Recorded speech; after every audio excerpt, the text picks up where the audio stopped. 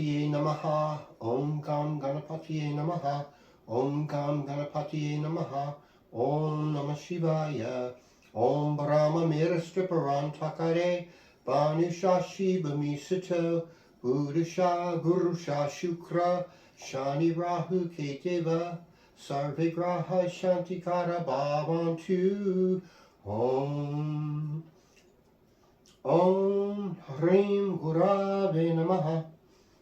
Alright, well, greetings and welcome to another episode of Cosmic Kev 100. And this is where we take that whole Milky Way galaxy, the 12 signs of the zodiac, and the planets and the houses, and we make sense of them, mostly in accordance with tropical astrology. Now, there is Vedic sidereal astrology, which is more accurate to what you're seeing in the sky.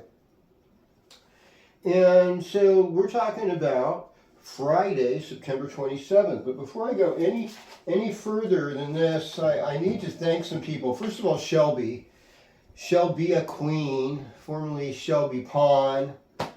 Love you, darling, out there in Santa Cruz. Looking forward to you reuniting with your Chico peeps. And I want to say hello to Shant, I appreciate Shantavakian's great comment, really encouraging. Jamie Zeff, maybe a new viewer, maybe not. But thank you, Jamie. And Chloe, I appreciate you, Chloe Beck. And Kevin Ash, and like, wow.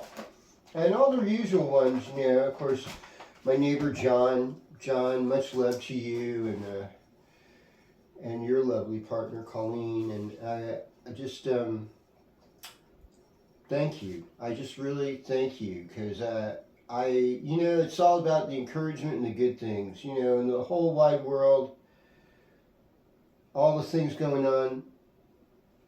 Be focused on your heart. You have a kingdom of God within your heart, and I just ask, Creator, give me the words to share today in this forecast that just blesses everyone out there, and that they may have some special needs. And if I can offer a little guidance that's positive, let's keep that going. And many blessings to you. Thank you. Don't forget to subscribe if you haven't already. I really like to hit 1,000 subscribers. No, I don't want to hit them. I want to be gentle. I want to give them a hug, and or whatever feels right. Handshake, fist bump, whatever.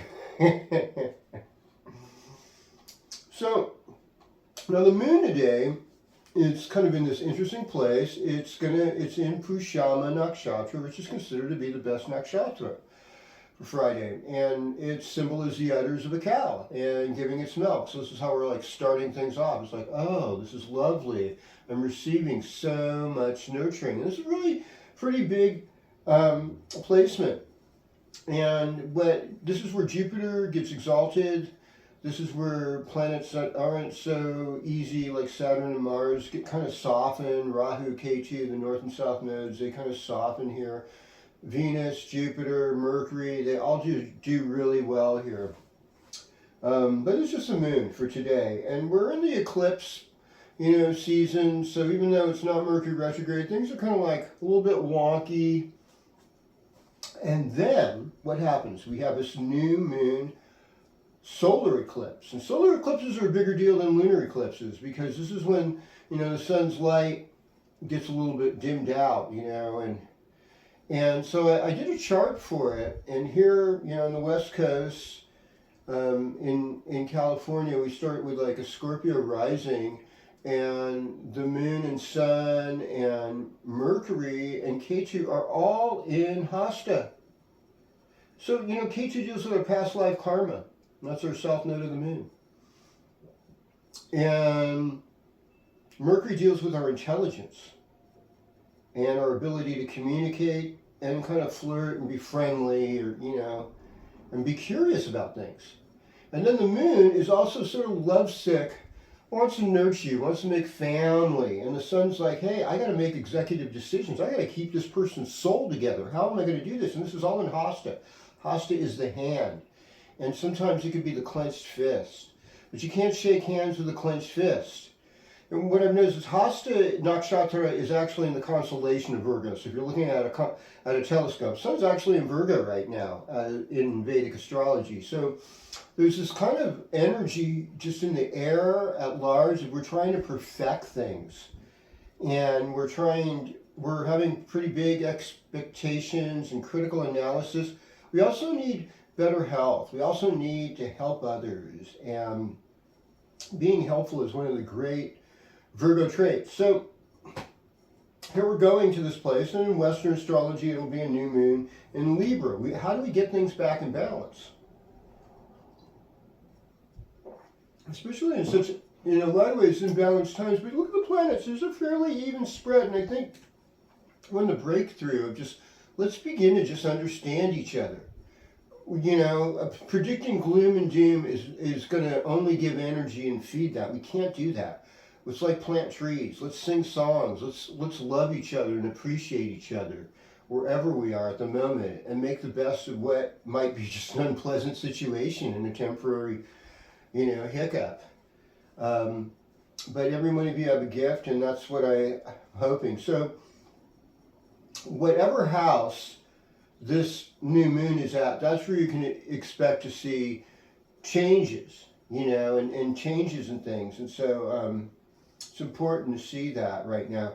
And Hasta, Mercury, is exalted in Hasta. And since Mercury is actually in Hasta with this new moon, I think we're going to get better communication. I think we're going to see breakthrough stories. And the thing about Hasta, it's Virgo, and it's ruled by the moon, and it's a hand, and it's like, I've noticed a lot of people are big, sometimes even overweight, sometimes just tall, but you really get this insatiable appetite from Hasta. And Hasta is also a little bit of a rascal and a trickster. And so, there's going to be, especially with Mercury, there's going to be some kind of trickster energy, and there's just a karma with it. And here it's going to be seen in our social life, it's going to be in helpful friends, it's going to be in monies coming from other people. And then there's this interesting thing about, like I saw with Saturn retrograde in the 4th house. And then there's a pretty strong emphasis on the 4th and 9th. The 9th house is a father, the 4th house is a mother. There could be a lot of ancestral healing with this new moon, and even relationship-wise, Jupiter is in the 7th house, in Gemini and Western, in the constellation of Taurus and Vedic sidereal. And with the Anuradha rising, part of Scorpio in Vedic, which is like a lotus blooming and out of the mud. And so we have to be thankful for the horrible stuff so we can move to life. Yeah. It's all about the liberty, folks. So here we go, beginning with you, Aries. North Node in the 1st house. It's like the head wants to do something, but there's not necessarily a body that's able to follow. Now, it's all about relationships in Libra time for you.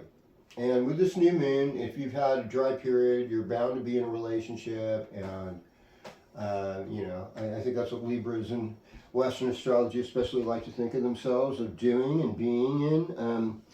2nd house Uranus, changes in money, changes in finances, and, deeper love with Venus in the 8th house. Maybe issues with your spouse, what's going on with her or him, especially her. Okay, greetings to all my friends out there who are Taurus. Uranus is in the 1st house still. It's still kind of an unpredictable time. Venus is in the 7th though. Woo-wee! So loving is getting hot. And I kind of noticed this since Venus went into sidereal Libra, and then a few days later in the Western Scorpio. It's like suddenly I just feel all this creative juice, and I've just noticed there's just a little more beauty. There's just a little bit more of a chill vibe. Hey, there's no reason to be stressed, and we could just make everything better. Just make everything better. Well, greetings, Gemini. Now, Libra time's a great time. It's another air sign, so there you are. And Sun and Mercury together. So there's this eclipse. So really what I would say to Gemini rising people in Western astrology, or Taurus rising in Vedic astrology, is what is going on with your kids, especially if you have teenagers and they're kind of out that night or something. It's like, hey, get a handle on them, you know what I mean? Things involving your children, because this is happening in your 5th house. Okay, so I want to hear your thoughts and your comments and stuff. And I appreciate you. And I think overall it'll be good news. Also, there's something called ancestral support that's really big right now between now and the new moon, and I feel it. Like I had a new granddaughter, and her name is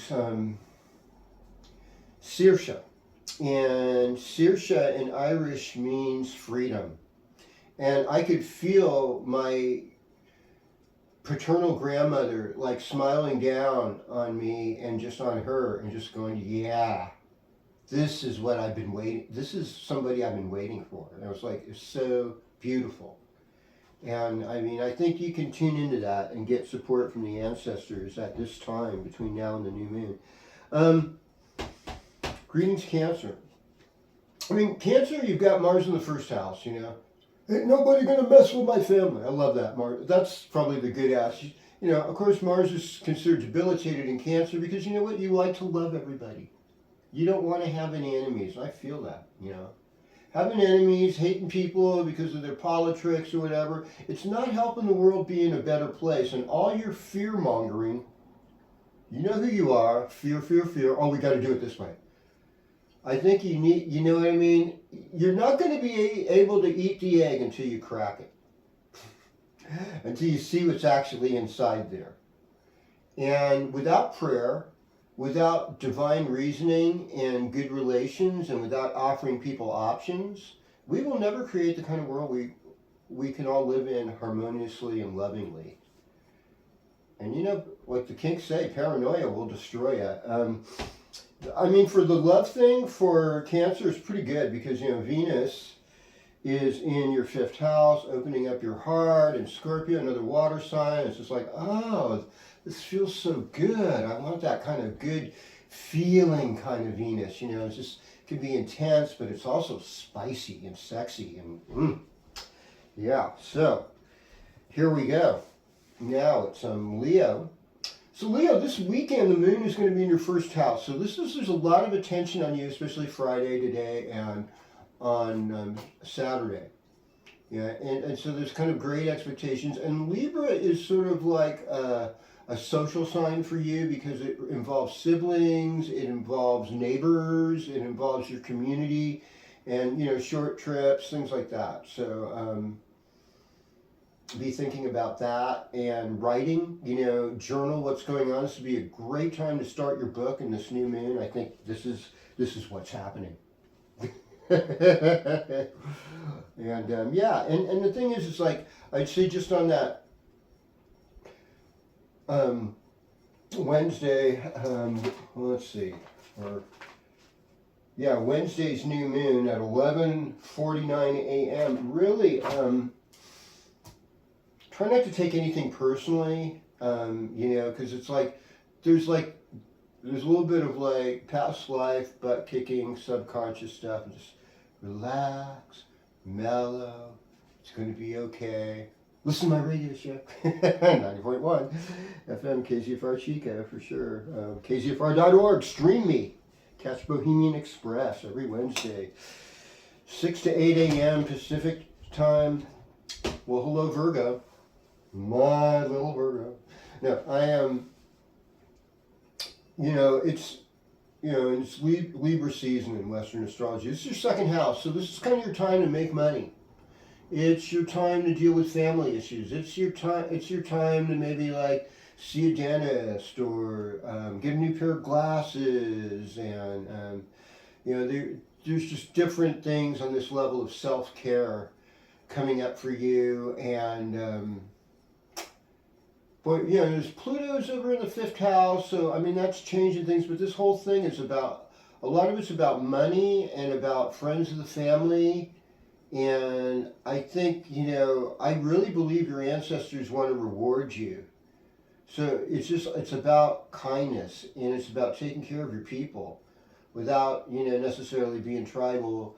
It's even taking care of other people's people, just to be compassionate. It's a big deal. Loving your enemies is a big deal. But I mean, overall, I see reward. I see financial freedom coming. Okay, love it. Freedom. And greetings to Libra. So, this new moon is all about you, baby. So, I mean, first of all, it's Friday, Saturday, great social weekend for Libras. I mean, come on, you're the flavor of the month. Let's get it, right? Right, Melissa? Flavor of the month. And there's going to be this sense of things going your way. I mean, seeing Venus in the second house, it's like adding a certain sense of wealth to you as well. And, using your voice, singing, chanting, mantras, prayers. I love singing like gospel songs, singing about God, anything to uplift your environment, oming, shaloming, You can just go shalom, and you can just vibrate that own vibe that way too. I love the Shema prayer. I also want to wish everybody happy Rosh Hashanah. And, we're getting into the high holidays. This is a time to purify ourselves from the past year. Remember, like, the Jewish calendar begins in sidereal Virgo, sometimes Western Virgo, sometimes Western Libra. But generally, it's like if you want to get to heaven, you start out as a servant. You start out Virgo, and and serving others is the way we purify ourselves. I've heard the sound of the shofar is a purifying sound when it gets blown. And this is a time for fasting and cleansing and prayer as we get ready for the winter. I just say, be careful in, all your relations. Things can change really quickly, but I can see there's some fun, happening. And, I mean, this is a time where you could get a promotion, too. Okay, Scorpio, welcome to your horoscope. You have this kind of charm about you. There's something about you that is a little bit more irresistible now. But, Sun's transiting your 12th house, which is like kind of like the house of loss. It's also dreams. Like, dreams are going to be intense. And, like, this new moon is likely to bring on intense dreams, have a dream journal, and just involving people you may have karma with. And, but right now you're sort of like in your heart, and you're like, some really loving people around too. And you might be surprised at the kind of support you get this weekend. Show your talents and skills, socialize a little bit, especially Sunday, Monday. And let's go to Sagittarius. Hello, Sagittarius. Welcome to your horoscope. You're going to love this weekend because of the Leo moon. And this is kind of like that Indian end of summer, beginning of fall, but still kind of Indian summer here on the California front of things. Still getting lots of warm weather, and it's we know it's getting darker now. The dark's a little more than the light, so it's like but reverence, reverence for the dark, reverence for the light. And, Navaratri is coming up, Festival of Lights, I think starting with the new moon. So that, we've got Rosh Hashanah, and we've got Navaratri, 3 days to Ma Durga, 3 days to Lakshmi, 3 days to Saraswati, and just lots of blessings, just bringing in the light, lots of blessings as we celebrate Navaratri. And even though it's dark, we unless you're in Australia or South Africa or Chile or something, or New Zealand, or, anyhow, I think South America. I think because of Jupiter, it's about relationships, and even like business relationships and career should be going better right now. It's just important to be patient and it's not about you. It's kind of like that 4 agreement stuff, to be impeccable with your word, to always do your best, to take nothing personally, and remember that it's not really about you. Yeah. And all that stuff. Okay, so check in. What do I think about the new moon? It would be a social fun time for Sag. Yeah. Great stuff. Capricorn. Well, you know, it's like Pluto and Mars are kind of like on the opposite ends of each other right now. And, you know, Mars gets exalted in Capricorn. So there is sort of like a little bit of, you know, a certain kind of exchange, we'll say. And the exchange is good because actually Mars gets exalted in Capricorn. And when I think back, you know, to the Pluto and Cancer generation, which is like my parents, and, you know, a lot of the silent generation, and people generally born before 1940, before 1938, you know, especially those people, and some of the 1920s, it's like, these people really, they worked hard, they transformed the world. I mean, I'm talking people like James Brown, people like Willie Nelson, people like Johnny Cash, you know, I mean, there's just like some just incredible demonstrations of humanness that is worth applauding, and there's somewhat of an energy of that. So what I've seen, everything's about work right now, how you perform, and I think that's about all I'm going to tell you today. I mean, Saturn's going retrograde, might get a little wonky, but not too bad. Right, Aquarius, Saturn's retrograde, might get a little wonky out there. In your second house, so it's like, you know, keeping the money flow. Now, you know, I've seen all the gaslighting, like, oh, look, the economy's great, look at the stock market. I'm like, well, okay, so, well, you know, stock market's doubled. Well, you know, money's worth half of what it was, so that means it's about the same. And does the stock market translate to regular people with, like, minimum wage jobs or barely above, or people scraping by with kids? I don't think so. You know, I mean, we just got to be really honest with that. I've heard there's a lot of festivals had to be canceled and stuff. We can be really honest, and you know, and the only reason I say this is not to take it personally. It's not because you're not working hard enough or anything like that. You know, this new moon's going to be good for you, though. That, like, your luck and your good fortune is going to go up, and just improving your relationship with your father. Somehow that is key for you in this situation. I see something good coming to you, and I wouldn't just like say this normally, but you know, I feel led to say it right now. And it's just relax, just do the spiritual work. That our spiritual life, our ability to be generous, even if you don't have much money, but you just give a buck to a bum or something like that, or a couple bucks, or, you know, pennies, change, whatever you have. This will, you know, not necessarily a bum, even, you know, like a church or a donation of food bank, little things like that, they lubricate a spiritual essence for you to receive more. And that's all I can give you today. Greetings, Pisces. Welcome to your horoscope, Libra time. You know, things are, you know, you're dealing with karma that's you're not necessarily in control of. And it's other people's stuff, so it's not really about you. And that's, you know, just to keep that in mind, have some practicing self-compassion.